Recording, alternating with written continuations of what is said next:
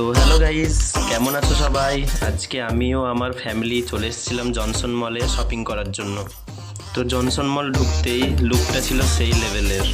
আমি ও আমার ফ্যামিলি অনেক কিছুই কেনাকাটার পরে এবারে আমরা ফিরছিলাম নিচের দিকে। নিচে আসতেই দেখতে পারি যে অনেক গাড়ি বাচ্চাদের আছে, সবাই অনেক এনজয় করছে। দেখছি খুব সুন্দর লাগলো ভিউটা ভেতরের।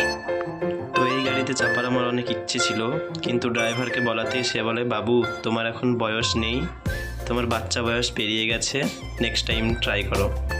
খুব ভালো লাগছিল ঘুরতে, কিন্তু অনেক ক্লান্ত হয়ে গেছিলাম। এদিক ওদিক অনেক দিকে ঘুরেছিলাম, জনসন মলে শপিং করেছিলাম, আরও দু একটা শপিং মল গিয়েছিলাম দুর্গাপুরের। তো এবারে ভাবছিলাম যে বাড়ি চলে যাব, সেই জন্য নিচের ফ্লোরটা একটু ভালো করে ঘুরে নিলাম। এবারে ভাবছিলাম একটু উপরে যাব, কিন্তু আর যাওয়া হলো না, যেহেতু অনেক সময় হয়ে গেছিলো। সেজন্য আমরা ভাবলাম যে বাড়ি চলে যাওয়া একটু ঘুরে।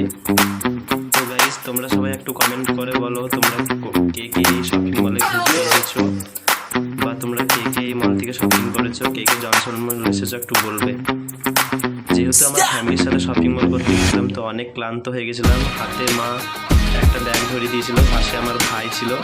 খুবই দুজনকে অনেক হাসিও লাগছিল, এভাবে আসছিলাম মেয়েদের মতো, কিন্তু কি করব, কোনো উপায় ছিল না। ফ্যামিলির সাথে যেহেতু গিয়েছিলাম, এই ছোটোখাটো কাজগুলো তো করতেই হবে। তো যাই হোক, বাই।